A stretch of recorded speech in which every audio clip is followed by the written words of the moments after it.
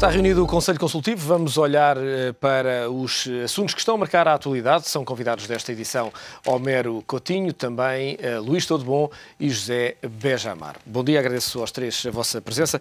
Homero Coutinho, começo por falar de uma questão que está hoje na edição do Diário Económico, que dá conta de que 80% das empresas cotadas em Portugal conseguem financiamento junto da banca estrangeira, o que não deixa de ser um sinal de confiança da banca estrangeira nas empresas portuguesas também. Sim, isso Ou da falta de crédito em Portugal, também pode ser as duas coisas. A falta de crédito em Portugal é evidente, os bancos têm algumas dificuldades de liquidez e, portanto, de conseguirem alimentar as necessidades destas empresas, mas há aqui, enfim, obviamente verdade isto que aqui vem dito, mas é um sinal que já se vem dando há muito tempo, não é de agora que empresas de grande dimensão, nomeadamente as cotadas, e que para financiar toda a sua expansão e todos os seus projetos, já há muito que recorrem ao mercado de capitais. Se olharmos, por exemplo, para uma EDP, que é uma empresa que está no mercado há muitos anos, a EDP tem inclusivamente um veículo na Holanda para fazer uma BV, uma EDP-BV, para ser a fonte para captar o seu financiamento, e praticamente todo o financiamento passa por aí e passa pela banca internacional. Não quer dizer que a banca portuguesa não participasse nesses financiamentos, normalmente participava, estava presente quer nas emissões das obrigações, quer nos empréstimos sindicatos que a EDP e outras empresas iam fazendo. O que acontece, que é uma realidade mais recente, é que nos novos financiamentos a participação portuguesa é menor, pelas razões que nós conhecemos, e portanto é isso que está a agravar-se, mas era um sinal que já existe há muitos anos e, aliás, fazia parte de uma grande luta das empresas por causa da questão do imposto de selo que incidia sobre o pagamento de juros e que era tido como um fator penalizante para estas empresas e que não lhes permitia recorrer ao financiamento que elas necessitavam. Mas isto é um sinal dos tempos, a falta de liquidez e por outro lado, a dimensão que estas empresas atingiram requer que o recurso aos bancos estrangeiros. Se é confiança ou não, eu acho que é confiança sobretudo nas empresas em si. Quer dizer, as empresas em si merecem esse risco e esse crédito. Homero Coutinho, quando olhamos para os últimos 20 anos e vemos um pouco o trajeto dos principais dois bancos espanhóis, o BBVA e o Santander, eram bancos de uma pequena dimensão em termos europeus. Nos últimos 20 anos acompanharam o crescendo da dimensão das empresas espanholas. Em Portugal, parece-me que algumas grandes empresas portuguesas foram ganhando dimensão, nomeadamente em mercados externos, a EDP, a PT, enfim, outras empresas, a própria Jerónimo Martins, mas a Banca Nacional parece-me que não acompanhou esse mesmo crescimento das grandes empresas portuguesas. É um facto que assim é. Os bancos espanhóis, há 20 anos atrás, a maior parte deles, qualquer deles resulta de grandes fusões, mas se pensarmos que um BBVA começa com uma fusão do Banco de Bilbao com o Banco de Vizcaya, que eram dois bancos que na altura teriam a dimensão dos nossos bancos, eram bancos regionais, mas que souberam acompanhar e souberam ir captando capital estrangeiro, porque hoje o capital desses bancos está disperso pelo mundo todo. São estratégias que foram seguidas a seu tempo. Eu acho que o governo espanhol, e quando digo governo espanhol, as autoridades políticas de Espanha tem algumas curiosidades, apesar da confrontalidade que existe entre o poder e a oposição. Há coisas sobre as quais há pontos comuns, e há acordos quase de regime. E um dos acordos de regime é precisamente a promoção das empresas espanholas e torná-las grandes empresas no contexto mundial. Coisa que em Portugal nunca se fez. Portanto, isso nunca. Nós acho que até temos um bocado, não digo vergonha, mas temos pelo menos inveja de quem cresce e de quem faz alguma coisa. Aliás, basta ver os jornais diariamente e vemos que darem eco a esse tipo de conversa. Portanto, eu acho que os espanhóis souberam, há muito tempo, criar as condições para que essas empresas pudessem crescer. Hoje o Sr. Botín, que manda no Santander, eu não sei quantos por cento do Santander o Sr. Botín tem, mas ele deve ter meia dúzia, menos de 10% seguramente do Banco de Santander. Ou menos de 10% do Banco de Santander. E ele continua a ser o rei senhor do banco, porque gera bem, e capta o investimento não só dos espanhóis, mas dos estrangeiros. O Banco de Santander hoje deve estar com uma capitalização, ou melhor, com a participação de estrangeiros no seu capital muito, muito elevada, mas é fruto, de facto, de uma estratégia que eu acho que houve um acordo de regime para promover alguns destes gigantes da economia espanhola e depois cresceram de mãos dadas. Quer dizer, nós vemos o crescimento dos bancos, por exemplo, dos espanhóis no Brasil, tem a ver com o crescimento também das empresas espanholas no Brasil, na Argentina a mesma coisa, no México a mesma coisa e vamos para o Chile a mesma coisa. Portanto, é uma situação muito particular. Sim. É só um pequeno detalhe. Eu penso que nós não podemos comparar. Não obstante estar completamente de acordo com o Homero, acho que há aqui uma coisa que nós não podemos comparar, porque nós passámos por um período em que quase durante 20 anos tivemos a banca privatizada, digamos que nacionalizada. Não lhe foi permitido, que ela, digamos que evoluísse. E quanto ao próprio crescimento, eu agora não sei comparar, posso ir um dia destes fazer as contas, mas se olharmos para a banca portuguesa e para o crescimento da banca portuguesa depois da privatização e o que ela evoluiu nos últimos, se quisermos, 20 anos, eu não sei se a velocidade de crescimento e o crescimento terá sido inferior ao desses bancos. Para além de tudo mais, o mercado espanhol tem 50 milhões de consumidores. Tem, digamos que, uma estrutura industrial completamente distinta da nossa, onde os bancos portugueses tiveram alguma dificuldade, digamos que, em sustentar o seu crescimento, partindo de uma base completamente distinta da que tinham os bancos espanhóis, porque tiveram, digamos, na prática 40 anos para crescer, primeiro de uma dimensão pequena, depois através de fusões, coisa que não aconteceu em Portugal, que só a partir dos anos 90 se consegue, digamos, que criar instituições financeiras sólidas e com crescimento sustentado. Portanto, há aqui, digamos que são situações que não podem ser muito comparadas, não obstante estar de acordo que é fundamentalmente a relação de abertura entre as diferentes forças políticas espanholas, digamos que a expansão para o mundo é completamente distinta da nossa, onde o PSD e o PS não se entendem nessas áreas. Não é? Homero Coutinho, penso que queria fazer uma nota só queria dizer, do José Bajamar. A nota era esta, quer dizer, de facto, a Espanha é um país maior, tem 40 ou 50 milhões, mas não é isso que justifica, porque o que justifica é uma estratégia. Houve, de facto, uma estratégia, porque se fosse assim, os bancos espanhóis não eram maiores, aliás, em capitalização bolsista são os maiores bancos da Europa. Portanto, estão à frente dos alemães, estão à frente dos franceses, que são países muito maiores, e dos italianos. E é um percurso que tem, basicamente, 2 décadas. A quantidade e o número de pessoas do país não justifica. Há outros fatores que estão para além desse. Luís, tudo bom? Esta questão do financiamento das empresas portuguesas no estrangeiro parece-lhe que é saudável? Para já é uma necessidade, depois é uma racionalidade. Mas é preciso ver duas coisas. Primeiro, as empresas que estão-se a financiar no estrangeiro são as nossas maiores empresas, que todas elas têm operações no estrangeiro. Ou seja, a PT tem uma grande operação no Brasil, e teve e tem, a EDP tem operações nos Estados Unidos, no Brasil e noutros locais, etc. Para além de que são a nossa empresa do PSI 20, grande parte delas, o capital está disperso em termos internacionais, e, em alguns casos, já está colocado em fundos internacionais e alguns dos fundos geridos por bancos internacionais. Portanto, esta realidade das grandes empresas que se financiam nos mercados internacionais tem a ver com este conjunto de factos, mas não é extrapolável para as outras empresas portuguesas. Ou seja, nós não nos podemos congratular pelo facto e não podemos retirar a ilação de que isto quer dizer que os bancos internacionais têm uma enorme confiança na economia portuguesa.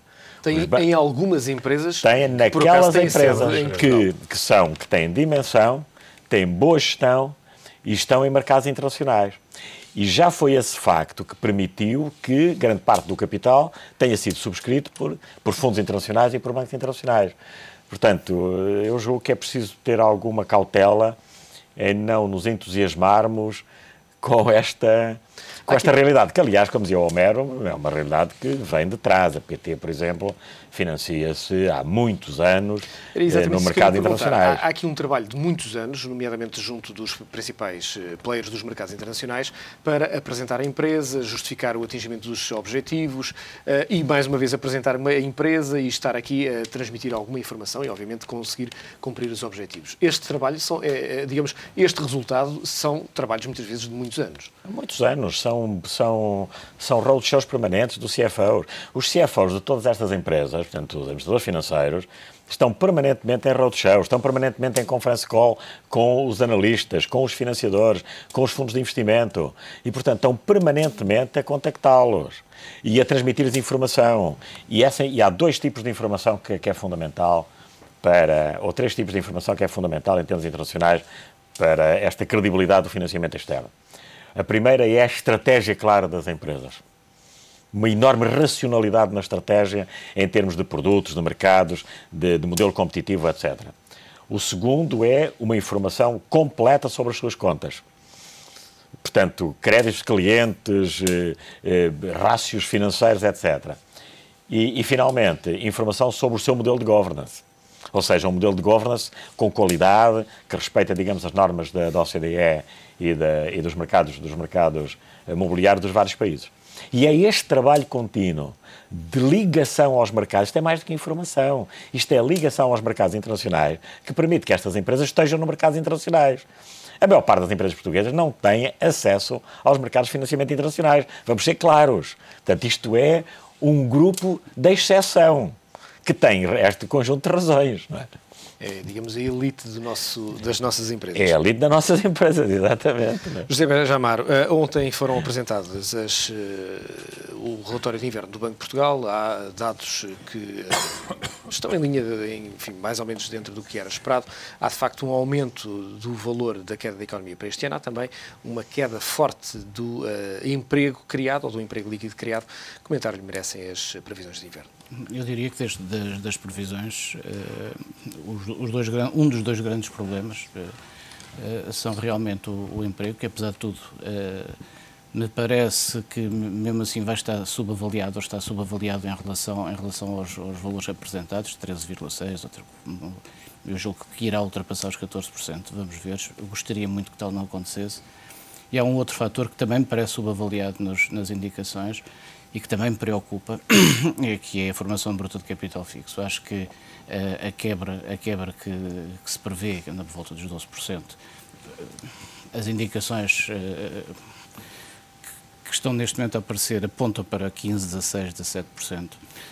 Eu diria que, por exemplo, num setor que conheço bastante bem, o que é, por exemplo, o leasing, que de uma maneira ou de outra tem uma ligação muito estreita com o investimento, nós estamos a falar este ano de quebras de 40% de investimento, porque aquilo que estamos a falar de investimento, porque mesmo que retirarmos a aquisição de carros do automóvel, então ainda é pior.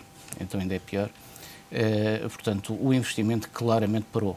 E esse é claramente digamos, um indicador que linka muito, se me permite a expressão, àquilo que é a economia real, às expectativas dos investidores, dos empresários. A questão é precisamente essa, é que todas as políticas que têm sido tomadas não apontam de forma alguma para que venha a haver um crescimento rápido. Eu tenho grandes dúvidas que o produto interno bruto para o ano, se não houver medidas rapidamente sobre, digamos, que a economia para reequilibrar um crescimento económico, que seja os 0,2 apontado, portanto, é com certeza que teremos uma quebra superior. Em relação, digamos que, às previsões, eu diria que elas apontam por defeito, não por curiosamente, no que diz respeito às exportações, os últimos dados de novembro apontam para valores superiores, que se chega ao final do ano, com valores superiores em termos de exportações do que aquilo que é referido no relatório, mas possivelmente há alguns fatores interessantes em termos de balança de pagamentos para o ano que vem. Tudo isto esteja mais reequilibrado. De qualquer forma, não me parece que sejam bons indicadores, não é? e os do Governo são idênticos, menos 1, menos 2%. Hoje é pouco importante estar a discutir se o PIB decresce 3,2 ou 3,1 ou 3,6. O que é a questão não está nestas percentagens, está noutras coisas. Não é? O Mário Coutinho, que comentário lhe merece estas previsões? Eu acho que as previsões estão de acordo com as expectativas. Eventualmente, até como diz o Jamário, podem ser piores, mas se calhar também podem ser um bocadinho melhores. Portanto, a gente também não é difícil fazer futurologia em janeiro sobre o resultado de dezembro. De qualquer modo, há aspectos positivos nos números que estão apresentados. Uma delas é a exportação, porque a exportação continua, apesar de tudo, a crescer. E a exportação, porque é que é um aspecto que eu acho que deve ser relevado? Porque a economia europeia, em particular, ninguém está em grande crescimento. Aliás, o último trimestre, mesmo a Alemanha, afrouxou muito os seus índices de crescimento que vinha apresentando nos trimestres anteriores. Continuo a dizer que vão continuar a crescer este ano, mas, de qualquer modo, um crescimento relativamente mais moderado. O que significa que, se nós continuamos a crescer as nossas exportações, significa uma coisa. Estamos a ganhar cota de mercado duplamente. A ganhar cota de mercado a alguém. Das duas, uma. Ou estamos a ganhar cota de mercado na Europa, ou estamos a exportar para sítios onde não exportávamos antes. O que é bom, provavelmente será uma combinação destas duas. Seja o que for, eu não estudei, não tenho essa informação, seja o que for... Mas é fundamentalmente fora da Europa. Mas isso é positivo. Significa que conseguimos ultrapassar uma das nossas dificuldades, que era estarmos demasiado dependentes do mercado europeu, que não cresce, que não sei o quê, que não sei o que mais. E, portanto, normalmente chorávamos em cima dessa situação, dizendo que assim não vamos poder superar a crise porque os mercados de destino não crescem. Portanto, isto é uma boa notícia, é sinal que Portugal está a exportar a países que provavelmente não exportava antes. Significa também que os nossos produtos são competitivos nesses mercados, porque, se de contrário, não se vendiam. Portanto, isso é um aspecto positivo. E o reequilíbrio da balança de pagamentos acho que é um aspecto extremamente positivo, porque nós tínhamos, ao longo de décadas, uma média de 10% por ano que era preciso ir buscar a algum lado, porque se nós não recolhemos o suficiente para pagar o que importamos, então temos que nos financiar em algum lado. Não, é um dos fatores importantes que se verifica já este ano. O déficit externo está rapidamente a baixar. E se nós conseguíssemos que o desinvestimento parasse e houvesse mais investimento estrangeiro, muito provavelmente o déficit podia vir que é para os 3 ou 4%, que era uma coisa fantástica em relação aos últimos anos. E podia dar no contexto atual. Portanto, eu acho que esse é o outro aspecto positivo, é o reequilíbrio da balança de pagamentos, que eu estou convencido que em 2012 acontecerá. Luís, tudo bom. Estas previsões têm este fator também positivo, que é o crescimento acima de 2 dígitos, 15%, se a memória não me trai, que continuam a registrar as exportações. As empresas portuguesas estão de pasta na mão nos mercados internacionais a vender. Então, mas repare, estas previsões do Banco de Portugal tiveram dois efeitos. O relatório está muito bem feito, como é normal e como é norma deles, mas tiveram dois efeitos. Um deles é, digamos, avisar a navegação, atenção que provavelmente o futuro próximo vai ser pior do que eventualmente até o Governo previu, porque apesar de tudo o PIB decresce um bocadinho mais, há uma variação, digamos, mais negativa num conjunto de variáveis, e nomeadamente no emprego. Eu já disse aqui neste programa que a variável macroeconómica mais importante dos próximos tempos vai ser o emprego, que é claro. Mas depois o Banco de Portugal retira uma conclusão, que é esta, que é, eventualmente sem medidas adicionais, dificilmente o déficit vai ser mantido.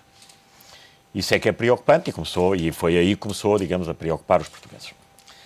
E eu sobre isso tenho uma opinião que é a seguinte, que é se o programa de privatizações e de racionalização do setor empresarial do Estado não for feito depressa e bem, eu também não vejo maneira nenhuma de evitar medidas extraordinárias. E eu julgo que esta mensagem tem que ser clara para toda a gente e para o povo português. O povo português tem que perceber que a existência de empresas públicas sistematicamente deficitárias, com graus de despesa brutais, com acordos de empresa claramente mais favoráveis do que a generalidade das empresas privadas, com um conjunto, com excesso de trabalhadores e de direções gerais, etc., e de benefícios. E com um desfazamento em relação, digamos, à racionalização dos serviços e à racionalização dos preços de prestação desses serviços, vai acarretar mais sacrifícios, eventualmente mais carga fiscal, para a generalidade, digamos, do povo português. Com uma agravante, que é, todos os fiscalistas começam a dizer que o agravamento fiscal pode já não ser uma resposta. Ou seja, nós podemos ter atingido o topo da curva, de tal maneira que um aumento das taxas provoque uma redução das receitas, contrariamente ao que estava previsto. Isto já estará a acontecer. Está no limite, Homer, é o que dizem os fiscalistas. Eu não sou um especialista fiscal, mas acredito que é o que esteja a acontecer. O que traz para a grande prioridade deste ano o processo de privatizações e de racionalização do setor empresarial do Estado. Aquilo que o Primeiro-Ministro chamou a democratização da economia portuguesa. Nós temos que ter plena consciência disso. E este processo de privatizações tem alguma complexidade técnica. Atenção que privatizar as Águas de Portugal não é a mesma coisa do que vender 21% da EDP. Portanto, é um processo muito mais complexo, muito mais trabalhoso e que precisa de muito mais tempo para ser preparado. E, portanto, se quer a minha opinião, a minha grande preocupação e que o relatório do Banco de Portugal veio agravar é exatamente esta nossa capacidade para pôr o processo de privatizações a funcionar, que responderá também, de certo modo, à preocupação que eu também partilho do Benjamar em relação ao investimento e à formação bruta de capital fixo. Porque só com a entrada de investimento estrangeiro é que nós vamos conseguir reverter este fenómeno de redução drástica da formação bruta de capital fixo em Portugal. Há uma questão para a qual gostava também de obter a sua opinião, que tem que ver com a saída muito grande de pessoas. Falava da questão do emprego ou da questão do desemprego, consoante quisermos ver. Há também uma saída maciça de quadros nos últimos tempos de Portugal, também de quadros, tem sido um conjunto de outras pessoas. Há aqui quase que ao nível individual, uma forma de tentativa de planeamento fiscal. As pessoas não encontram emprego, não encontram receita, pagam muitos impostos e procuram noutros mercados um posto de trabalho. Isto poderá provocar também alguma quebra na recuperação da economia? Repare, tem sido tradicionalmente, tem sido a resposta tradicional dos portugueses à crise. Os portugueses individualmente, em tempos de crise, imigram. Emigraram para a França, emigraram para o Brasil primeiro, para a África, para a França, e agora para a Europa e para o resto, e para o Brasil e para a África, etc. Tem sido a resposta individual.